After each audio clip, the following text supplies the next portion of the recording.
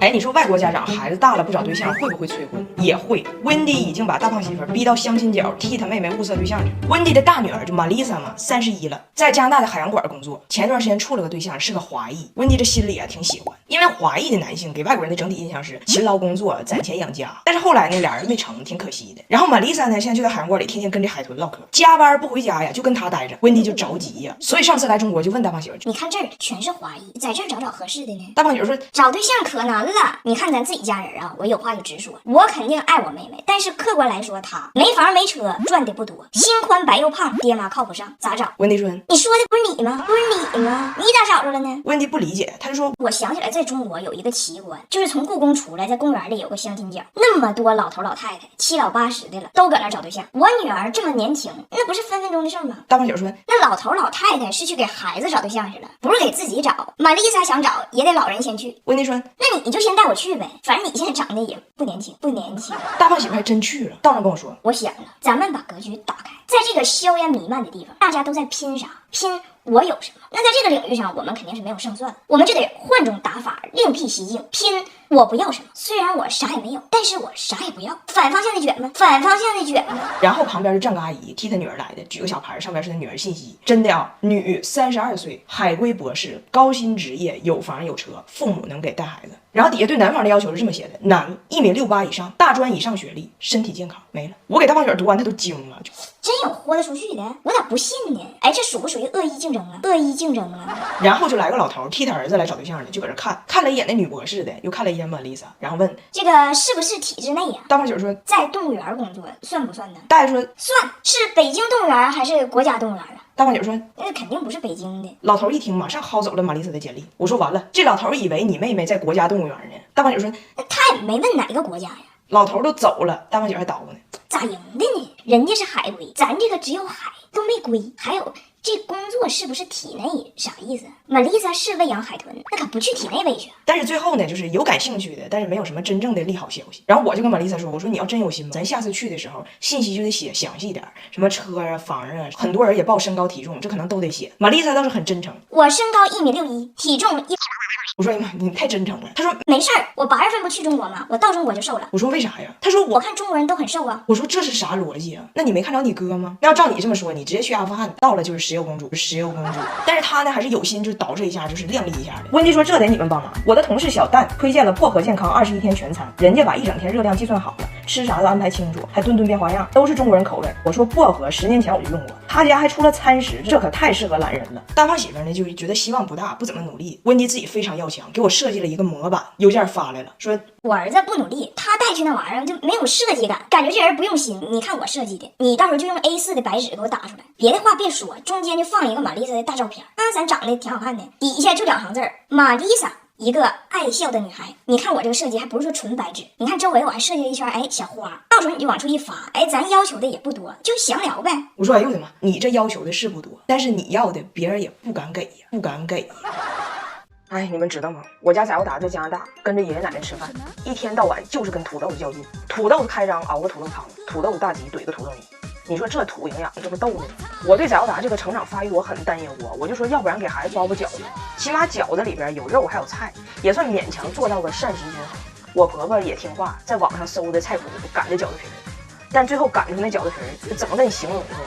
能当暗器，属于往人身上撇，贴着喉管就毙命那种，老硬了。后来我说实在不行，你们可以去超市买点饺子。结果他一家人去的超市，买了3大麻袋冷冻的土豆馅饺子，还买了3大麻袋冷冻的蓝莓馅饺子。一吃饭用微波炉加热5个土豆馅饺子当主食，5个蓝莓馅饺子当甜点。这个当初饺子的发明者呀，如果活着，看着他们买的这个脏东西，还管它叫饺子，都得拿着我婆婆亲手擀的饺子皮自刎，就谁拦都拦不住那种。完，他家全家都这样，就都是这种土豆狂徒，营养全不咋均衡。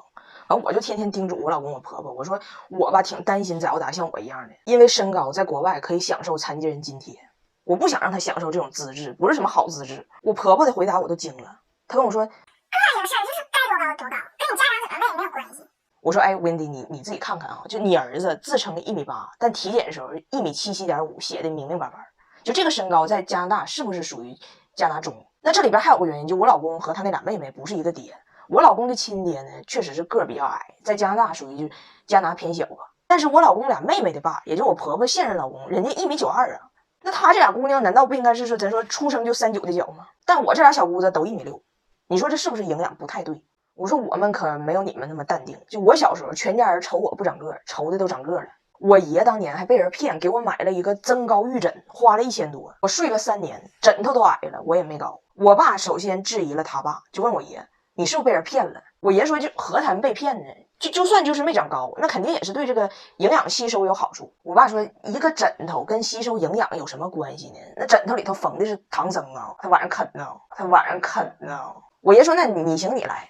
于是我就经常被我爸挂在单杠上嘛，然后他一整就是看老头下棋去了，给我落上边了。我穿一身红一动不动嘛。平时我被误以为单杠上挂的一条衬裤，过年的时候我被误以为单杠上挂的一挂鞭炮。哎呦我的妈，那也没招。反正作为中国家长，我肯定做不到外国家长那种就是心欢堂长，就爱多长多长。翟耀达回来，我得亲手给他做点饭，补充营养，再给他冲点亚培小桉素，因为想让孩子长个，你光补钙不行。光补不吸收，钙也进不到骨头里，补得跟钟乳石似的，还得有其他的维生素协同作用。小桉素里边的重点成分叫成长协作链，它是通过维生素 D 帮助吸收，然后维生素 K2 激活骨钙素，然后骨钙素把这个钙运送到骨骼才起到作用。对孩子来说，最重要的还有自护力。小桉素是全球知名的儿童营养配方，有雅培100年的医疗健康品质，这里边有呵护肠道健康的菌源组合拳。益生菌咱知道是肠道的守护者，但是光有益生菌不行，益生菌得吃益生元才能活下去，补充益生菌加上益生元才能更好呵护孩子肠道的自护力。还有32种营养素，眼脑体格一起高，关键是不加香精和蔗糖，不怕他吃完长他爸那体型。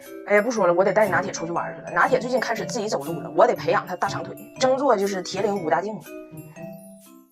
哎，话说四川哈，是我和我老公感情的终点。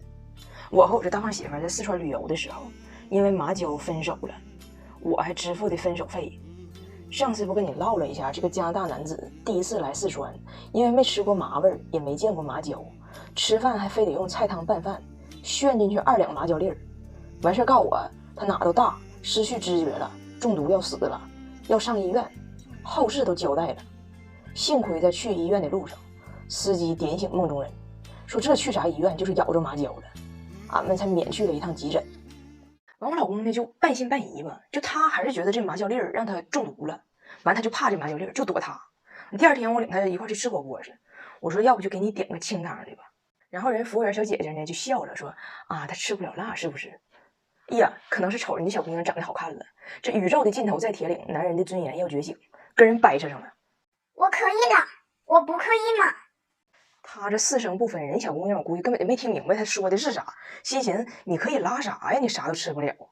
完人说的那你就点微辣呗，微辣也不咋麻。结果火锅上来了，我老公吃一口，脑袋又大了，给麻跑了，拎着3瓶冰镇花生露出去等俺俩去了。我跟我朋友吃完饭出去找他，人咋没了呢？后来发现他在50米以外的一家女士时尚内衣体验馆门口坐着呢。我说你上这儿坐着干啥来？他告诉我那边有麻风，有麻风。完接下来几天呢，就啥都是麻辣的，我就感觉他整个人就有点慢慢的不好了。我天天领他出去吃饭，就像带个傻儿子似的。人家一到饭店，人家问吃点啥，就看他。我可以了，我不要骂，你们不要骂我。完我就开始有点烦他了。他呢来的时候不钱包落出租车里了吗？没有钱，完天天啥事就跟着我，像个小媳妇似的。他也开始有点闹心了。完这矛盾在一个晚上就激化了。那天晚上我跟我朋友找这小饭店吃晚饭，我老公当时可能也是要被麻崩溃了。到这饭店一看，这菜单上有图，这好上来指我要这馄饨。人老板说的这个叫抄手，我老公说抄手抄脚都行，我就要那手和脚，你别给我抄，就别放料，就把馄饨捞出来就行。完事这抄手就上了，人老板真没给他加红油和麻椒，汤都是白的。我寻思这回好，他能消停一会儿了。结果人吃一口那损色。我说我不要骂，你们为什么都来骂我？都来骂我！我当时我根本没寻思，就人家在和馅的时候可以放这个麻椒的或者花椒的面来调味嘛。我当时就觉得它太矫情，哎，就当时就感觉挺白的汤，挺大个脸，挺单薄的爱情在抄手中搁浅。完我就跟我朋友说，我说咱俩给他撂着吧，咱俩逛夜市去。完俩互相瞅一眼，把他撂上就走了。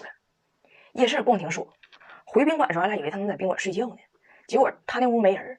我寻思他能上哪去呢？这时候我突然想起来，他兜里没钱，我就寻思，你说他1分钱没有，他上哪去了呢？难道说是就地出家了吗？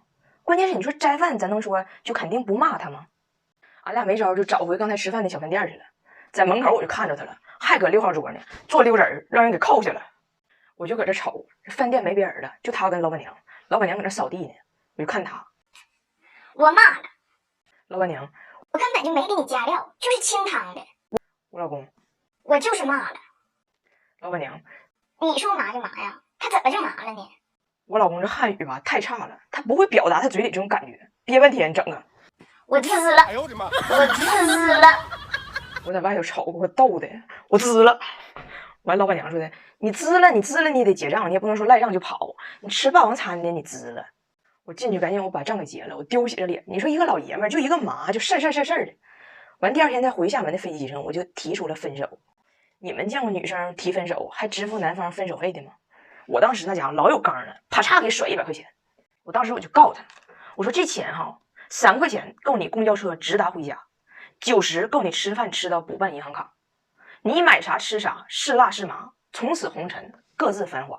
剩下7块钱是我认识你7个月的青春损失费。咱俩的青春都不咋值钱，谁也别讹谁，从此咱就两清了。但是我这个人的气节呢，就发挥不是很稳定。后来他跑到宇宙的尽头铁岭来了，完整吧又好了。这事儿以后再跟你细唠。